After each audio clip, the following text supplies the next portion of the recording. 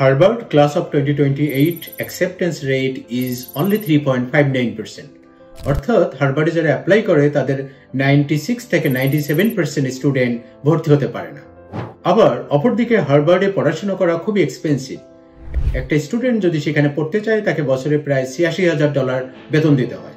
সেই সঙ্গে তার থাকা, খাওয়া এবং আনুষঙ্গিক খরচ সহ তাকে বছরে মোট 2 কোটি টাকার মতো ব্যয় করতে হয়। অর্থাৎ যদি সে 4 বছর সেখানে পড়াশোনা করে তার খরচ হয়ে যায় 8 কোটি টাকা।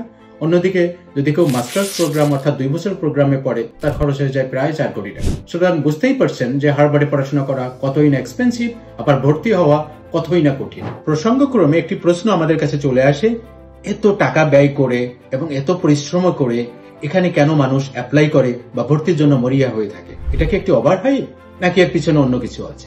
হার্ভার্ড এখানে 2টি বিষয় ক্লেম করে।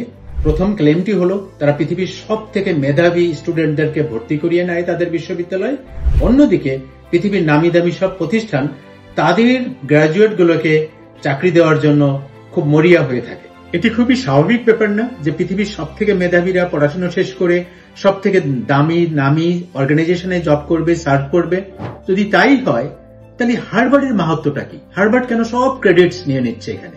হার্ভার্ড আসলে শিক্ষা বিক্রি করে না, তারা বিক্রি করে একটি প্ল্যাটফর্ম, যে প্ল্যাটফর্মের এক পাশে আছে পৃথিবীর সব থেকে মেধাবী ছাত্ররা আর অন্যদিকে আছে পৃথিবীর নামি দামি প্রতিষ্ঠান যারা তাদেরকে চাকরি দেওয়ার জন্য বসেই আছে। এখন সম্ভবত একটা প্রশ্ন আসতেই পারে, পৃথিবীর সব বিশ্ববিদ্যালয় তো একটি প্ল্যাটফর্ম যারা স্টুডেন্ট এবং এমপ্লয়ারকে কানেক্ট করে, কিন্তু হার্ভার্ড কিভাবে আলাদা? হার্ভার্ড আলাদা সেখানেই কারণ এরা স্টাডির ক্ষেত্রে কেস বেসড লার্নিং এবং প্রবলেম সলভিং কে বেশি গুরুত্ব দেয়। হার্ভার্ড ইউনিভার্সিটির ক্লাসগুলোতে 80% বা তার বেশি ক্লাস কেস বেস বা প্র্যাকটিক্যাল প্রবলেমস নিয়ে তারা ডিল করে থাকে এবং এখানে স্টুডেন্টরা এই কেসের সুবিধা অসুবিধা, পক্ষে বিপক্ষে তার উপস্থাপনা তুলে ধরেন এবং এখান থেকে তাদের অভিজ্ঞতা ঝুলিটি অনেক বাড়তে থাকে।